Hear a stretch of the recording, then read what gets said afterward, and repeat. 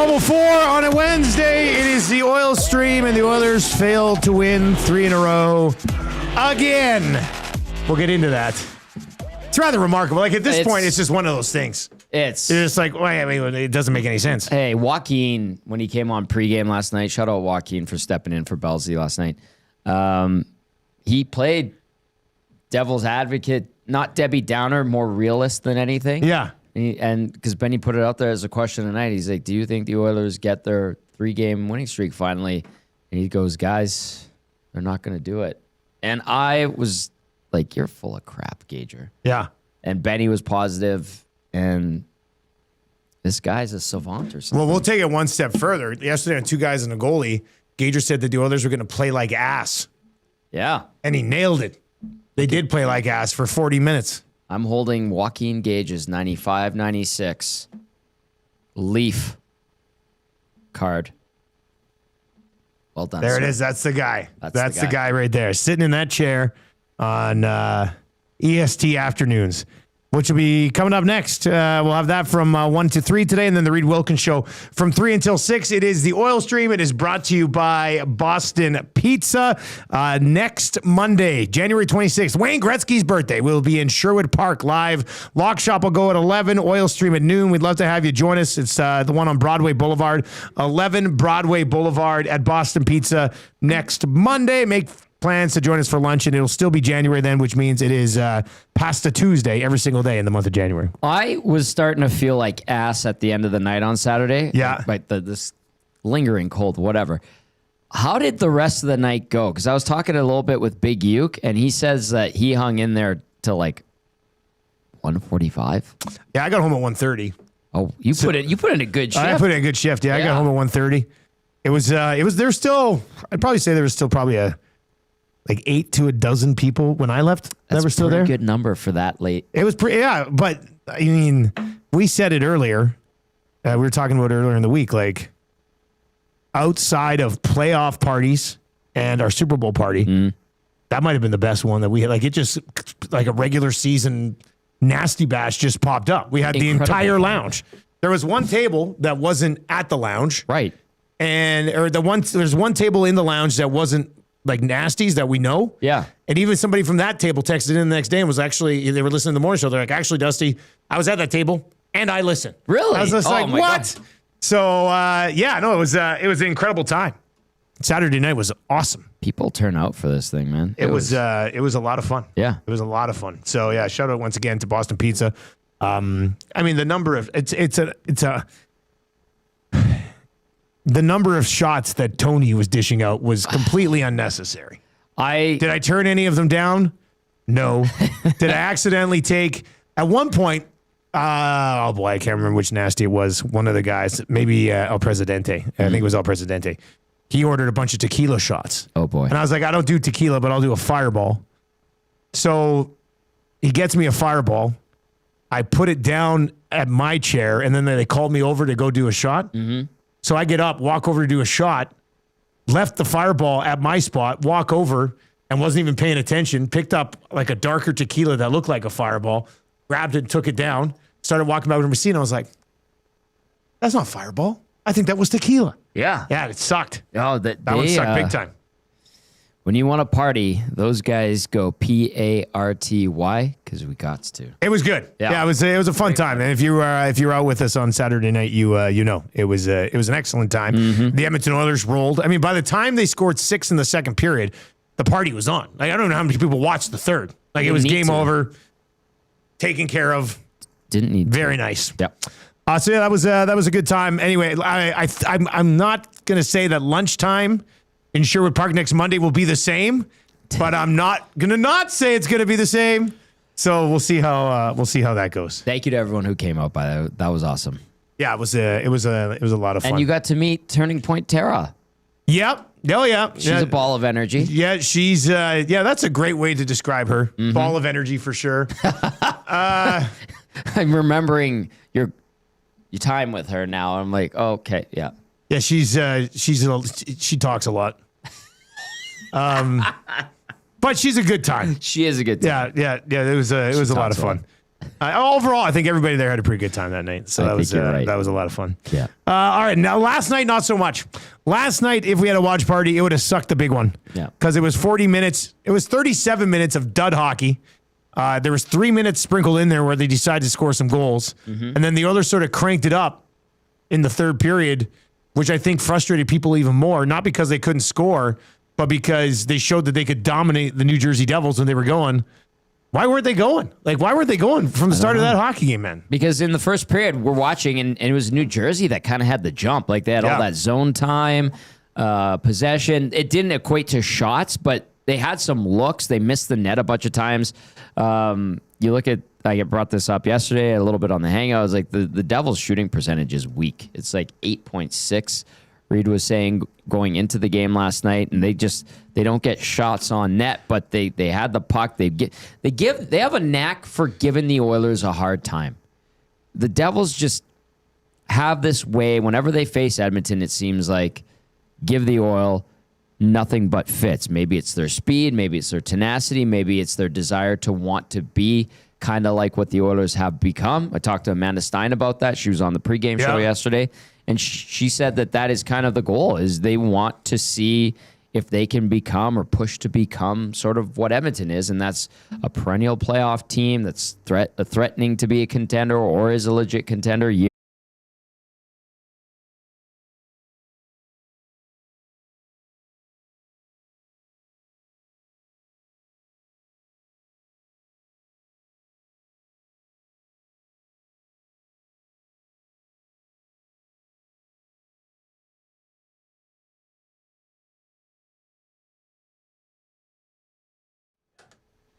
All right, welcome back, everybody. Not sure what happened there, but we got it back up and running. Yeah. You can text us anytime, 780-218-9999, 780-218-9999, and then over on the nasty chat as well. That was a weird one, but YouTube Trev with the help of Awanik.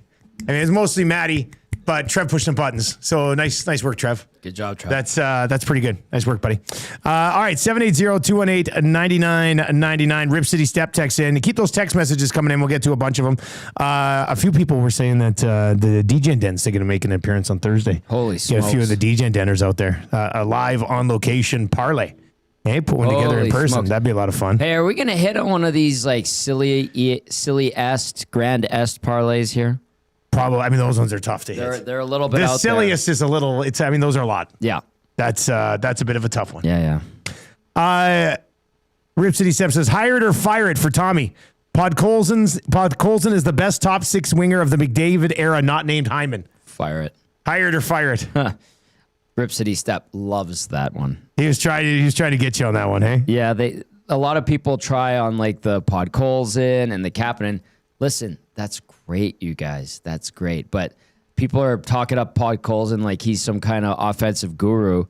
It's nice that he has, 24 points already. That ties his season high last year.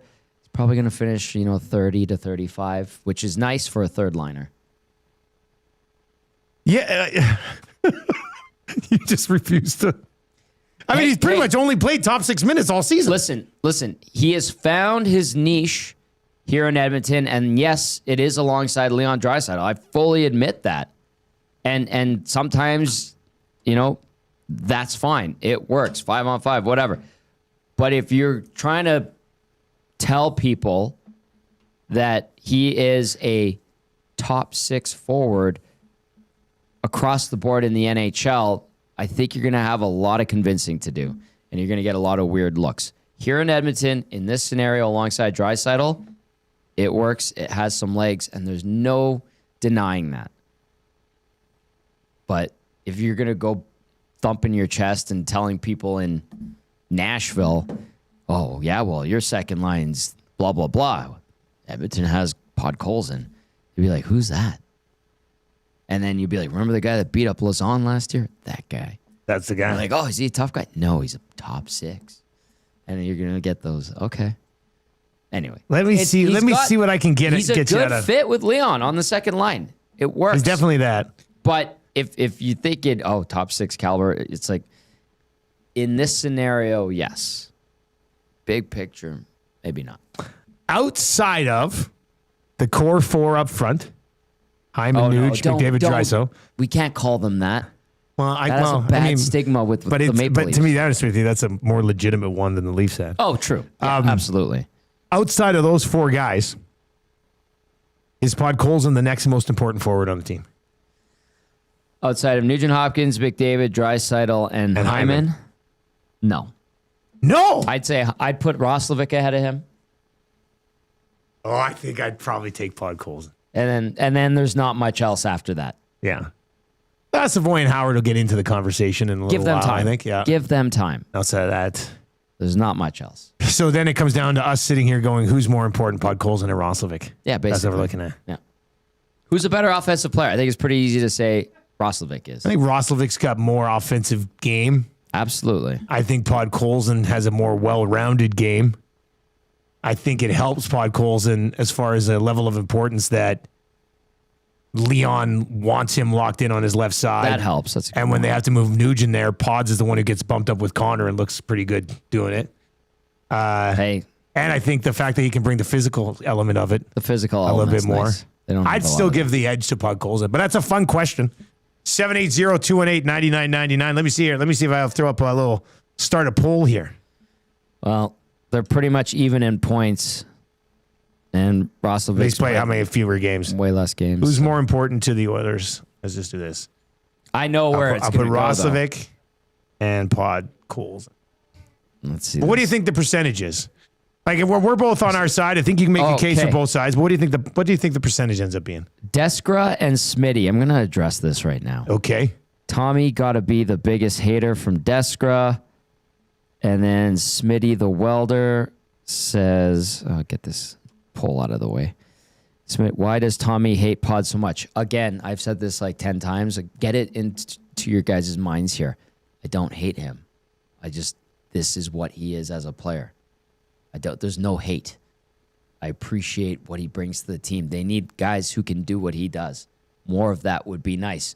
But if you want to go and tell it to the world that this guy is somehow a top 6 NHL forward, I'd say he doesn't really fit that mold. Is he a top 6 guy on this Oilers team, and has he found a place? Yep. How long will it last? I don't know. Hopefully long. But to say that I hate somebody, you got to stop. It's not true. Let me ask you this about Podkolzin. What if he scores 20 goals this year with like no power play time? I'd be like, what a pleasant surprise. That kind of sounds like a second line winger.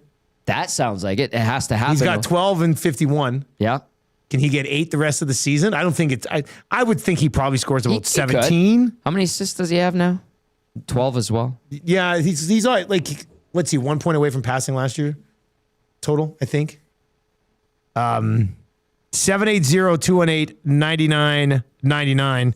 I think if he scores 18 to 20 goals without power play time, I mean, I think there's a case to be made that he's a lower end second line left winger in the league. Okay. Right? If there's no power play time, 20 goals. If we have to create a new genre of player, how many guys, category. Let me ask, like, how many guys not on the Oilers top power play unit have scored 20 goals in a season for this team? 0? Perry? But even Perry. Perry had 19. But how much time did he take on the power play, too? Not much. He was on power play, too. No, but he replaced Hyman on the power play quite a bit last year, right? So, I think Podkolzin's having one of the best Chason wingers. Was on the power play. I think James Neal was on the power play. Now he's if he bangs in 18 to 20 even strength goals with no power play time, I think it's one of the better non-power play, non-top 4 seasons that a winger has had for the Oilers, which doesn't necessarily help the conversation of you say like around the league he wouldn't be viewed as that. Yeah, but I mean this season home. If he produces at 40 points, just 5-on-5, you got to be pretty happy with that. Absolutely. I mean, I would say that his contract's a bargain. Absolutely. When it kicks in. They found something. Yeah. Be happy. Don't put words in my mouth. Just because I don't agree with the common rhetoric, don't get so upset and butthurt. And I find people do that. Oh, your takes, Tommy. It's like, yeah, because I don't say what the group think is. Like, here's a guy. This was texted in. Sure. Probably the last guy to do Let's it. hear it. 20 goals 2 years ago. No power play time. No PP1 time. Oh, God. Who would that have been? 20 goals. Not last year, but the following day, the year before. The 2023-24 season? Yeah. 20 goals, not with the team anymore. God. Podkolzin basically sort of replaced what they were getting from this guy. Why am I drawing a blank? Fogue Daddy. Oh, Fogle. Warren Fogle scored 20 goals and had 41 points. And now he's struggling. He's not having a good year. He had 6 when he was rolling into town. Still has 6. Yeah, so. Had a good year last year, though. Scored 24 goals and had 46 points for the Kings last year and was plus 36. This year, man, what a drop-off. He's got 8 points. 6 goals, 8 points, and is -3 right now. Yeah, he's having a tough for the Kings. So yeah, Fogle. Good work on the Fogle drop, everybody. Yeah. That was a good one. All right, I'm gonna address it one last time. I think a lot of people are just trying to rib me too. KBO Devereaux, classic reference. Yeah. Tommy believes Pods is a top 12 forward. No, I think he's a top 9 legit across the league. And then Smitty the Welder says, "We as fans are happy. You are not." Well, I'm not a fan, Smitty, as you know.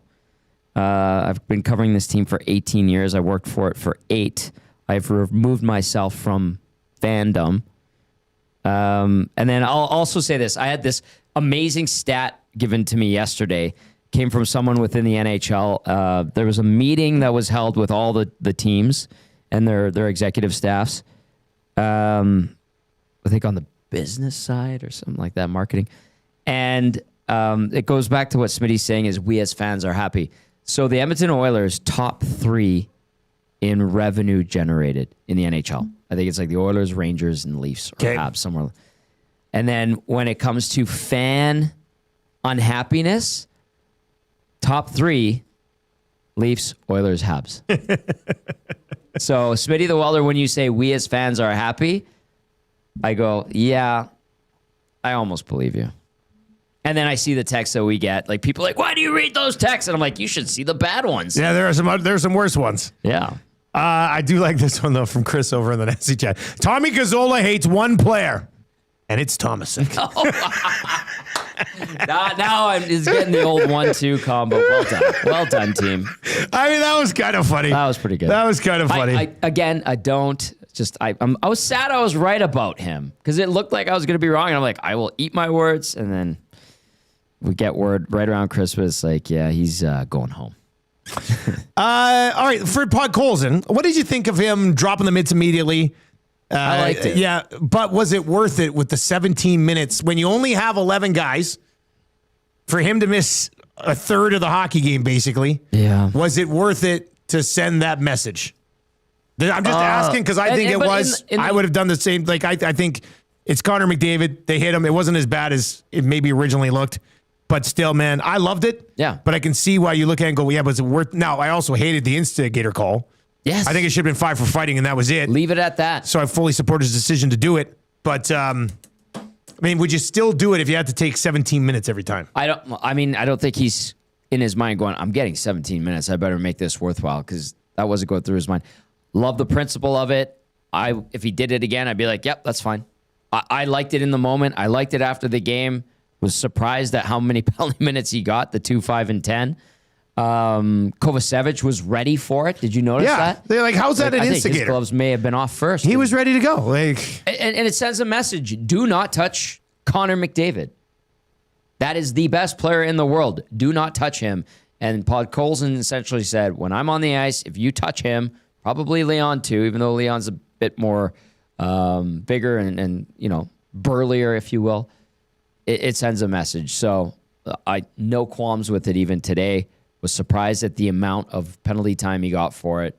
Didn't love the call by the refs. I didn't even like the refs. Yes, I didn't even like the 2 calls on Brown and McDavid at the same time. yeah. Coincidentals, like, yes, Connor locked in. That's his thing. Yeah. And Brown has seen that a million times, and he pushed them away, and they called both. It's like, call one or the other, or just let it go and tell them to quit being babies. That probably would have been one that I let go. Like, that's what I said to Reed yesterday. McDavid is very good at that. Yes. And it's clever. It's probably not a coincidence that it was a former teammate that sort of has to be like, come on. Mm-hmm. Like, nope. And Connor, the one angle, I was like, oh, that's bogus. Then the other angle, I was just like, Connor did sort of engage and, was willing to go down probably easier than for a guy who's got that good of balance on his skates. Yeah. But I get it. I mean, he's trying to draw a penalty on the play, backfired. But I probably would just let it go both ways on that one. Yeah, I agree. Not the end of the world, I think, either way. 780-218-9999. Troll text, and it says, bad instigator call. I agree with whoever said maybe give 2 for the instigator, but get rid of that stupid 10. Yeah. Refs could tack on a 10 if somebody jumps a guy and pummels him while the other guy never fights back. And those types of situations, I mean, more of a pure instigator, like, I'm gonna fight you, and even if you're not fighting me, it doesn't matter. I'm fighting you. I mean, you want to do something like that, maybe that's something that you could look at. Let's see. Ripsy Step says refs were on a different kind of ice last night. Meth. I'm implying they were on meth. Hey, you want to see a ref on meth? How about the call in the? Did you see the call in the Habs game last night? No. What happened? Just go on Twitter and search Hudson Tripp. Okay. There was a soft call on, I think, Siegenthaler last night too. Not like this. Okay, let me go watch this one, man. Hudson. You will be like, oh my God. Like, it was to the point where on the highlights they showed, it looked like the official went over and apologized to him before the penalty even began. He went and apologized. There was a trip. It wasn't a trip. Like, a player fell at the blue line and Hudson was standing like 3 feet away from him, and the back official put his hand up and called him for a trip. And he wasn't even like within 2.5 feet of the player. It was probably the worst penalty call I've seen all year. Like, you know what? The refs kind of went on a little bit of a tear, a little stretch where we didn't rip them every night. Okay, I saw the apology. Yeah, it was really bad. See this call. Trip. We'll get to a couple more texts. Keep the text fine in here, 780-218-9999. And if you're watching over on YouTube, hammer the thumbs up for us, and then dial in to the NAS. Yeah. How bad is that? Like, that's one where they should be able to go, no, that's not a penalty. Yeah. Like, that. Didn't even touch him. Those are like the old Matt Duchene offside, to change the offside rule. Like, that one was so bad, you're like, okay, well, how do you address this? Because that was like, can you imagine if that was in a playoff game? Something like that? Like, that was absolutely pathetic. Well, Worst call I've seen all year. Remember the hand pass goal that was allowed to stand? Where this started the whole, like, conversation about the refs being spooked? Yeah. Who was that? What game was that? It was in the playoffs. It was San Jose, St. Louis, if I'm not mistaken. San Jose, I remember being for sure. Yeah. Yeah. And it was, I don't know if it was series clinching, but it was pivotal. And they went directly off the ice and they were getting booed. I got to look it up. San Jose, St. Louis. Big Dave texts in and says, Podkolzin is the first guy to step into the top 6 in a long time who looks like he wants to get there and stay there. Would have been nice if he could have buried that one last night. He put it right into Allen's pad. Man. Right into his pad. Allen. And I agree with that text. Like, Allen, very good at just going down and getting those pads spread out, right? It helped him a couple of times last night. Eden says, boys, I'd say that Podkolzin is probably like Pascal Dupuis or Max Talbot for the Pens. They didn't put up big numbers, but they worked with Crosby and Malkin. That Dupuis had skill. I think Dupuis had some best decent season. years. Pascal Dupuis, his best season was 59 points. Yeah. He had back-to-back 20-goal seasons. Yeah. 2011 to 2013. But outside of that, he was like a 20-point guy.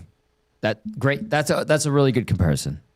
Good text. Who sent that in? Mike from Calgary. Mike from Calgary. Nice. And Nope, not Mike from Calgary.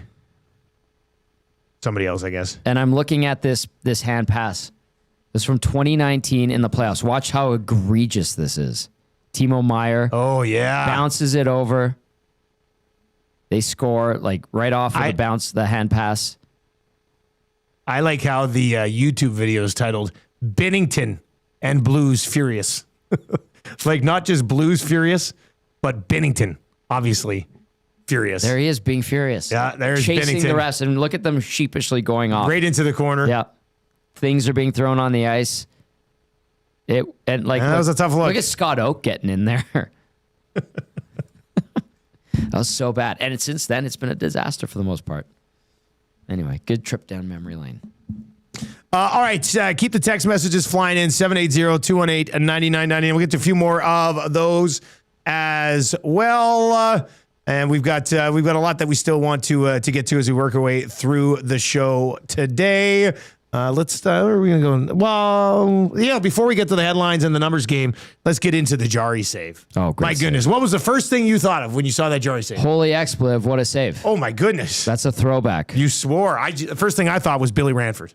So did I. I was just like, that's a straight up Billy Ranford. Right Absolutely. there. I'm like, that's Northlands Coliseum, 1989. When was the last time you saw a 2-pad stack, glove save, barrel roll? Like, when was the last time you saw that? Does anybody have any other NHL examples recently? Maybe Dominic Hasek had one. Well, Hasek would have mixed in a couple of those. Yeah. But I mean, Hasek's 15 years ago. Yeah, he is. I don't know if we've seen that save in the last 5 years in the National Hockey League. Crowd loved it. I noticed last night watching the game, Tommy, in the first period, like it wasn't crazy first period, but there was a pretty apparent roar for a couple of Jari saves there. Yeah. In the first period. It was I'm not gonna say it was like the anti-Skinner cheer, but it was the fan base it was his first game in Edmonton, and it seemed like there was a little bit of extra juice behind a couple of those saves. They like him. Yeah. That's good. I wonder what it's gonna be like tomorrow night. Well, is Skinner starting tonight? I think he might. Somebody texted in this morning and said Skinner's starting tonight. So we're gonna get the Shelovs Ingram matchup tomorrow. Isn't that crazy? It's a little weird. Let's see. Starting goalies. Yeah, double check it, because somebody this morning said they already heard that Skinner was going to be. It is starting. confirmed. Yeah, so Skinner's going to start tonight, so he's not going to play back-to-backs. Yeah. So we won't get a chance to see Skinner here in Edmonton. What's crazy is on Daily Faceoff, their image of Skinner is with the white mask with the Pens, and their image of Wolf is with the Calgary Wranglers. You got to update some of that. Usually they update it pretty quick. Like they have the new Jari third jersey helmet. I saw that yesterday.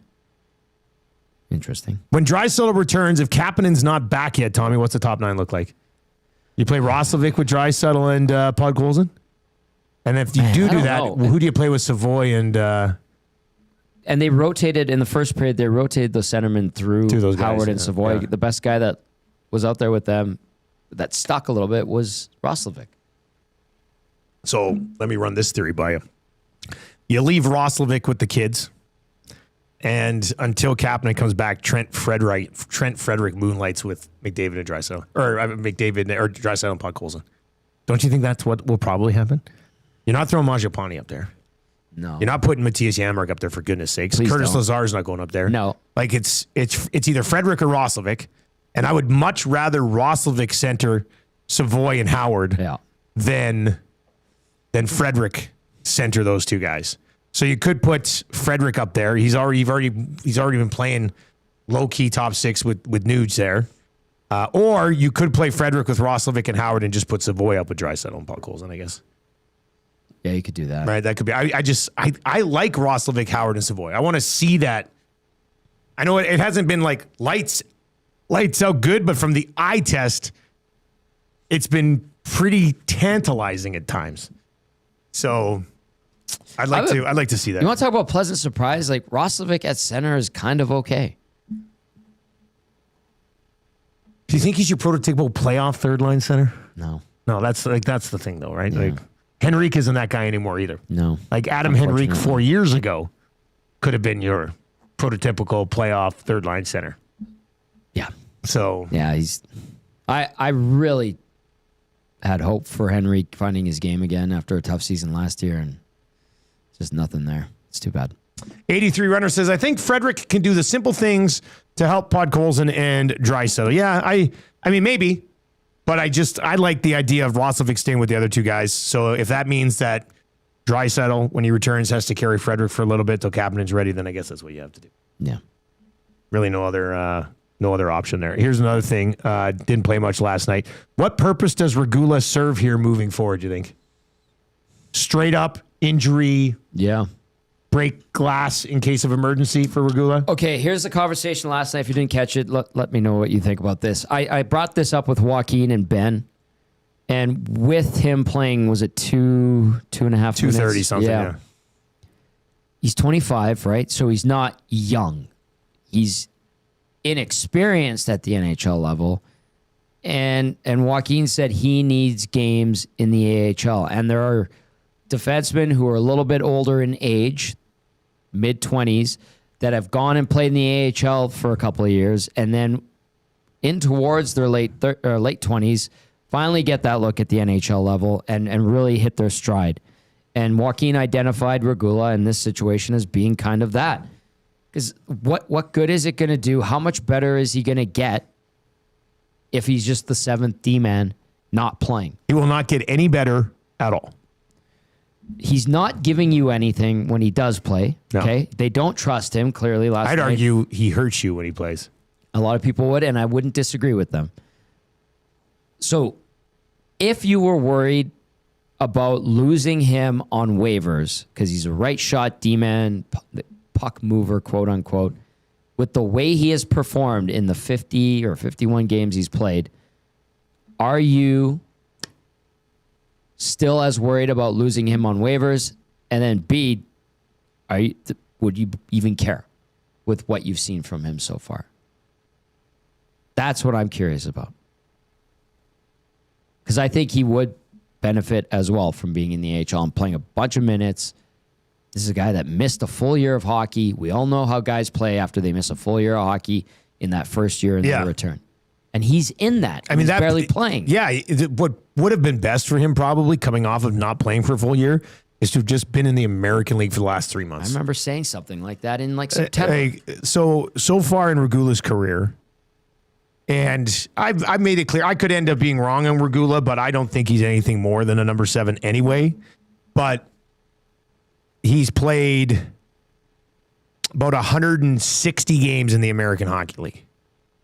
And I don't know, like, are you okay with somebody having to play 200, 250 games in the AHL and then actually coming up and making your team effectively as a 26 or 27-year-old? I'm sure there's some of those guys. Yeah. But I know there'd be some people online that if they put them on waivers and they lose them, they're going to freak out. Here's the thing, though. Yeah. I would think prior to the trade deadline, you're trading for an upgrade on Regula anyway. And at that point, he might have to go down, or maybe he's thrown into a deal to get a better guy who can even play ahead of Emberson a little bit. And then Emberson becomes a pretty good 7th option if needed. Right? Yeah. I mean, we haven't talked anything bad really about Emberson lately. No, Emberson's been fine. Like, quietly just held his own, which is great. And he like Regula, same age, but a little bit later to the party in the NHL, had growing pains, and is now getting closer to that 200 game. Yeah, he's played 3 times as many games in the AHL as Regula has. And we're now finally saying, you know what? Emberson's looking okay out there. He looks more comfortable, more confident with the puck. Doesn't really hurt you as much. His mistakes aren't as glaring or as often. It's just time, man. And Emberson didn't deal with a torn up knee and missed a whole season while getting bounced around a couple of teams. Yeah, it almost makes me feel bad for Regula that he had to get thrown right into the NHL after not playing for a year when he hadn't even been a regular NHL defenseman anyway. Yeah. And again, I remember conversations last year being like, okay, what's the deal with this Regula guy? When do you guys send him down? And I was told, well, Stan has a plan for him. Really liked him in Chicago. And we know Boston liked him and had something in motion in terms of getting him back up and running and maybe taking a look at him with the big club. And they kind of hijacked that. And then so you've got him. And all of a sudden, he's looking good in training camp, preseason, which he did. Lots of praise for him, and rightly so. He worked hard, and he deserved it. And then, he hits a wall. There's the regression, or he just stays at that level. And people are dumping on him because he's costing the team, allowing goals, making mistakes. Now it's like, well, before when he was playing well, you were worried if you did send him down, you might lose him on waivers. He might get picked up. Yeah. Is the sentiment generally still the same from management? And then I'd ask the fan base as well. I think it would have to be a team that had him on the low key radar. Yeah. For a little bit. The Oilers did, obviously. Obviously, and they're the ones who did. But how many teams are sitting there going, this guy's minus 16 on the Edmonton Oilers? Let's pick him up. He's going to help us. I don't know. It's a bit of a mystery to me. The waiver wire has been confusing to me so far this year, so I'm not too sure what would happen there in that situation. Carolina picks him up. Maybe they would. Let's dive into your numbers game before Play Alberta. Play Alberta, title sponsor of everything we do here on Edmonton Sports Talk. You can check it out at playalberta.ca or download the Play Alberta app. We like to put up a bunch of plays throughout the day, and obviously for Oilers games. Last night, we had them on the money line, had them in regulation. Certainly did not work last night, and we'll run some things back tomorrow with the Pittsburgh Penguins roll into town.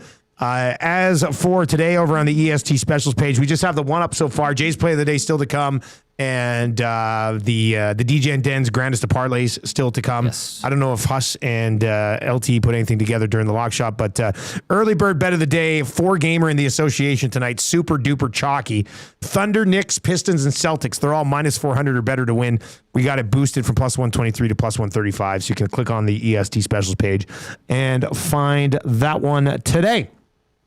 All right, the numbers game is simple. The number is 2. They cannot get past 2 wins in a row 9 times now this season. They've looked for 3, have not been able to find it. Here's my question. The only other team in the National Hockey League that has not won 3 in a row this year is the St. Louis Blues. Correct. Even the Vancouver Canucks have won 3 in a row. Even the Winnipeg Jets just recently won 4 in a row. But Tommy, how much does it matter? Like if they're winning 3 of 4, yeah, okay. I mean, it doesn't matter how you get your 3 in 4 games as long as you get them. That's going to put you in a really good spot. So is it, I mean, we're going to sit here and talk about it just because it's, at this point, I'm leaning towards it's just one of those things. Like, when I hear a team hasn't won 3 games in a row this year, I think, man, that team's pretty shitty. But I watch this team, and I know they're not that. I know they're better than that, so I think it's just sort of an anomaly. But how big a story should it be that the Oilers can't win 3 games in a row? 2 of 3. When you're winning 2 of 3, 3 of 4, that's excellent. I won't deny that. And they've done that this season. 9 times they put themselves into a situation to get an actual winning streak going. But Dusty, even guys on the team have discussed it. They've thought about it. Like, yeah, we can't win 3 in a row. We got to finally win 3 in a row. We got to put a winning streak together. I stand by, and this is me, and people can disagree, obviously, and that's the beauty of what we do when we talk about sports. But to me, teams that go on to win championships, the true contenders of leagues, are able to put together stretches where they win of more than 2 games. That's why it's concerning. 30 other teams in the National Hockey League have at least won 3 in a row. Edmonton has not. They've done the 2 out of 3 all season, yes. But it's just another sign to me that this team this season is having a year where it won't go as far, call it a step back season. And I really do think next year and the year after, maybe even the year after that, is where they catapult. Yeah. Now they're doing everything they can to be a strong team, utilizing the players that they do have on the roster. It's a weaker roster. We've acknowledged that. To me, it's like, I understand the math of winning 2 out of every 3 and where it gets you in the standings. But damn it, man, if you can't get hot and just rattle off a bunch of wins and the confidence that oozes from that, the perception, I think, to me, it's important. But others are like, nah, Tom, you're full of crap. That's fine. Let's get to your Popeye spicy headlines. If you're looking for a bite to eat today, 3-piece bone-in chicken, big, juicy, 12 hours marinated, hand battered, 3-piece bone-in chicken at all Popeyes locations, going for just $8 right now. McDavid with Hyman and Nuge at practice today. Roslovic with Savoy and Howard. Lazar with Mangiapane and Yamark. And then Frederick and Podkolzin skating with Regula. Regula taking reps as a forward today at practice. Oh. And then the blue line obviously stays the same. So, Tommy, your thoughts on Savoy and Howard, who were sort of the extras last game, skating with Roslovic today, and then Podkolzin and Frederick being the extras this game. I think what's happening here is that if Leon can come back and play on Thursday, Leon slides in with Frederick and Podkolzin, kind of like what we were talking about on who would take that spot if Leon is back. Right? Don't you think? Yeah. Did you hear anything yesterday at the rink when Leon's going to be? I know they said on broadcast, Jack said as early as Thursday, which is the next game. But I think Reed, when he sat in on Knobloch, got the sense that Saturday was more likely. Saturday's more likely. I was hoping for Thursday. And again, like something like that, a personal issue. Yeah. Let him figure it out. He gets back when he gets back. Maybe this is him saying, you know what, I'm almost ready. I'll be back on Thursday. I don't know. Because he would play with Podkolzin. Absolutely. And then if you're leaving Roslovic with Savoy and Howard, then Frederick would play on the right side, right? Yeah.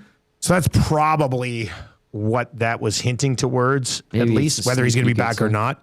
Could just play Podkolzin and Frederick as the extra two, rotate McDavid and Roslovic and Nuge through there or something. And then when Draisaitl returns, he slots in between Frederick and Podkolzin. And then when Kapanen returns, one of Mangiapane or Frederick probably coming out of that lineup. You know what they could do tomorrow morning? Have all new lines. The whole thing. It'll probably Mix it be up optional again. tomorrow, I'm guessing. A few guys will go skate, but... I want to get to this to give him a shout out, but Daniel Nugent-Bowman let go by The Athletic. Very good writer. How long was he here? How long was he? 5-6 years. Oh, at least. He did some excellent work. Yeah, I think more. He did excellent work for The Athletic. The Athletic has got to a point where what are you paying now for a subscription? Like $1?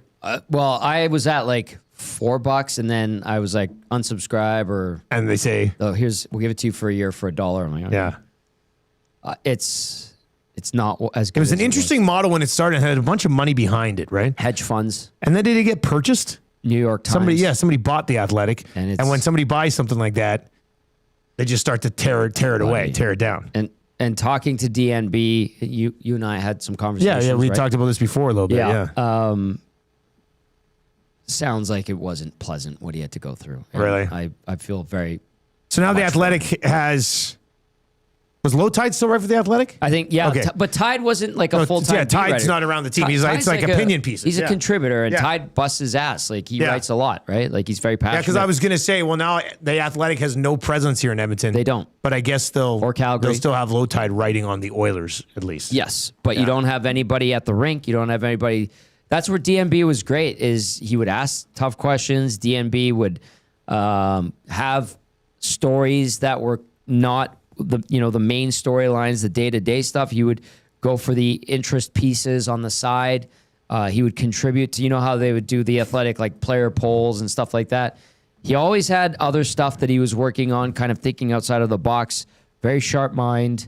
He was kind of a throwback, but in the modern day. Yeah, that's a great way to I thought describe with him. DNB, Great way to describe him. Yeah. Hustles his ass, cares immensely about his work, and basically The Athletic looked at a great asset and a great writer, said, "We don't need you anymore. You're just some accountant." It's a shitty business, man. Some accountant in New York or Toronto said, "Do we need this? Cut it." Sounds familiar, doesn't it? Yeah, it does. It does. You're right. I mean, we've been there. Yeah. I would also say that, like, the problem for a lot of these guys, even extremely talented dude like DMB, is that jobs in sports media aren't necessarily being created. No. In 2025. I mean, for 2026. Like, for the most part, there are some companies like The Athletic who are sort of hanging on, and then there's other companies that are trying to get as much as they can with as little as possible. Yeah.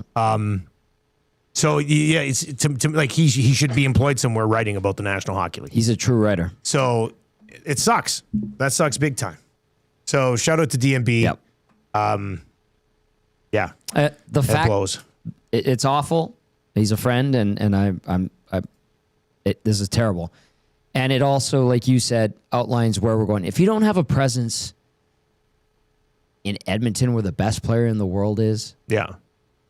like, what kind of publication are you? So Collingwood Rob just said, he says, how crazy that The Athletic does not deem the need to cover the best hockey player in the world in our market locally. Enough said. That's a great question.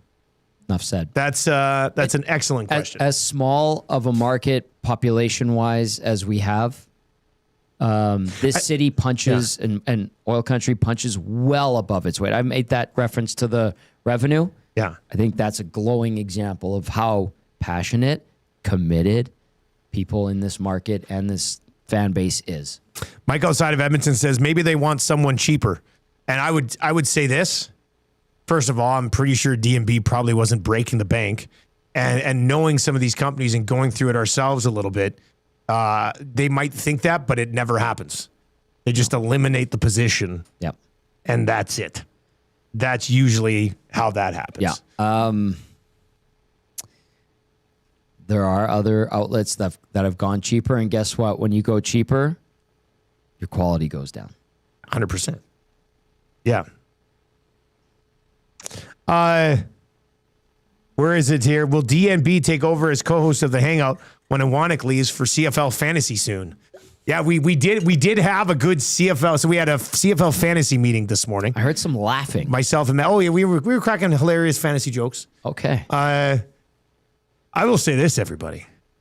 It was extremely encouraging from a CFL season-long fantasy perspective.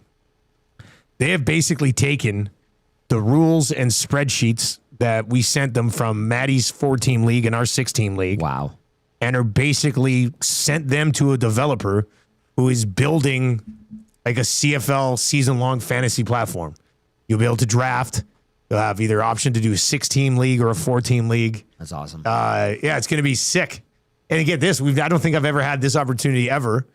But they said, we'll be reaching out with more questions and stuff along the way. And once we have a beta version ready to test, we're going to get it to you guys to test. I'm in. I was like, what? We're going to be testing the CFL fantasy beta site? Let's go.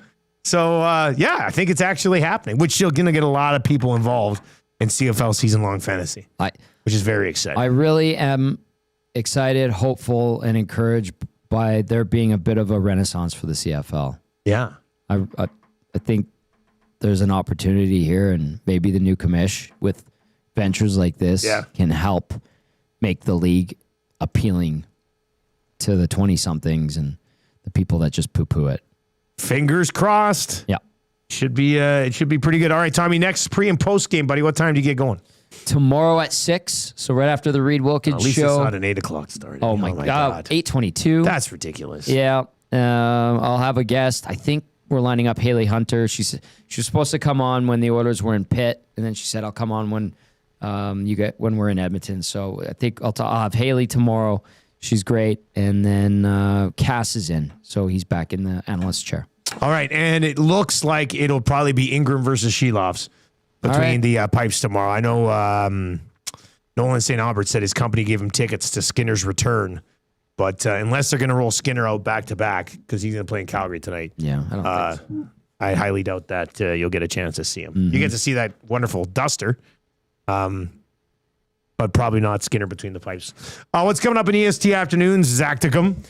Big show on tap, highlights, lowlights from the game yesterday. We got Hernan's World, and we'll check in with Nick Hamilton to talk some LA Rams ahead of their weekend matchup against the Seahawks. I can't wait to see what the boys say on the second goal about Darnell Nurse having a guy tied up, then just leaving him and going for the change while said player skates in and buries the game winner. That was the Advantage Sport Medicine and Physiotherapy turning point of the game. Man. I mean, he must not have been aware of where the puck was. I don't think he looked up. No, I think he was engaged with him, and his original plan was, okay, the puck's heading up the ice. I'm going to head off, gets engaged, and then finishes that up, and then just keeps going to the bench, and the puck's already coming back. They had regrouped D to D and moved it up ice. That was a tough look for Darnell, man. That was not good, and that was a good shot. I mean, there's no chance for Tristan Jarry on that one. I didn't think that was pretty good. All right, that is going to do it for the Oil Stream today. Make sure you make a note. Next Monday, we're taking the Oil Stream on the road out to Sherwood Park. We'll be at the Boston Pizza, 11 Broadway Boulevard. So please make plans to join us out there for lunch. It's Pasta Tuesday, so you get yourself a great deal on a lunch-size pasta out there as well. That's going to do it for the Oil Stream today. EST Afternoons coming up. Reed Wilkins Show from 3 until 6. For Tommy Gazzola, I am Dustin Nielson. Thank you very much for joining us. Take it easy.